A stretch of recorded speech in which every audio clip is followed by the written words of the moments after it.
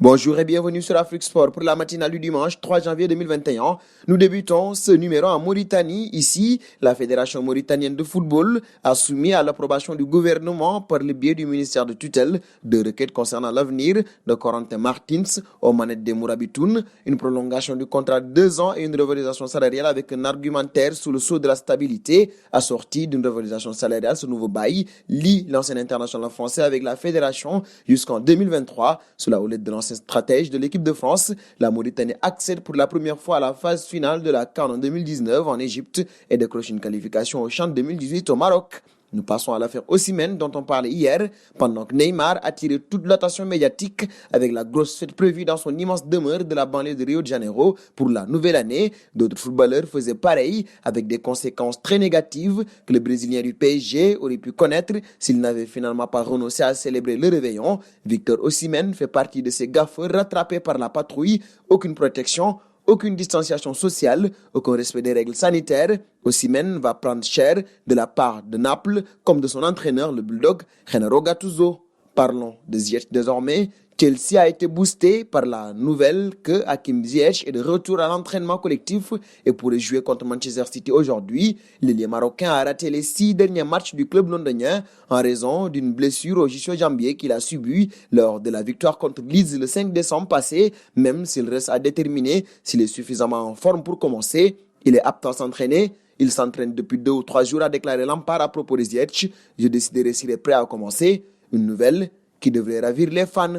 On soit en Italie désormais et ici, Buffon a été élu meilleur gardien de but de l'histoire par 18 de ses compères réputés comme Dino Zoff ou Manuel Neuer. Le Bianconero a notamment remporté le scrutin organisé par le journal italien La Gazzetta dello Sport en obtenant 2 voix de plus, 7 contre 5, que la légende russe Lev Yashin, ballon d'or en 1963. A noter que certains gardiens cités comme Peter Schmeichel et Bernard Lama se sont abstenus alors que Neuer n'a pas réussi à départager Buffon et Yashin en leur attribuant chacun une voix.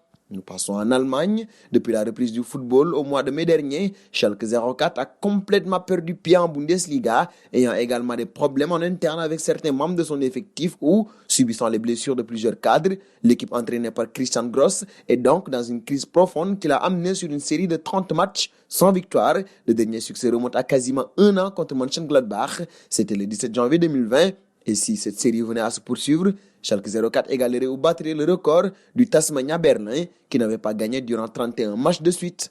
Nous finissons avec l'homme du moment, Pochettino. La perspective de le voir au PSG excite la presse italienne qui voit en lui la parfaite bouée de sauvetage pour relancer Christian Eriksen en grosse difficulté à l'Inter de Milan. Un échange avec Leandro Paredes est même évoqué régulièrement, sauf que, d'après le journaliste Ignazio Guanardia, ce n'est pas du tout la tendance du moment, alors que l'Inter de Milan attend des nouvelles du PSG dans ce dossier. Le journaliste assure qu'un échange avec Paredes apparaît compliqué, et ce pour une raison simple. Pochettino compterait sur son compatriote dans son projet, une donnée importante qui va forcément impacter le mercato parisien. Et nous arrivons au terme de ce journal, que nous fermerons avec la question du jour. Pensez-vous Pochettino capable de relever le défi de la Ligue des Champions avec le PSG ? Vos réponses seront attendues en commentaire. En attendant, n'hésitez pas à vous abonner sur Afrique Sport. C'est pour ne rien manquer du football continental et international.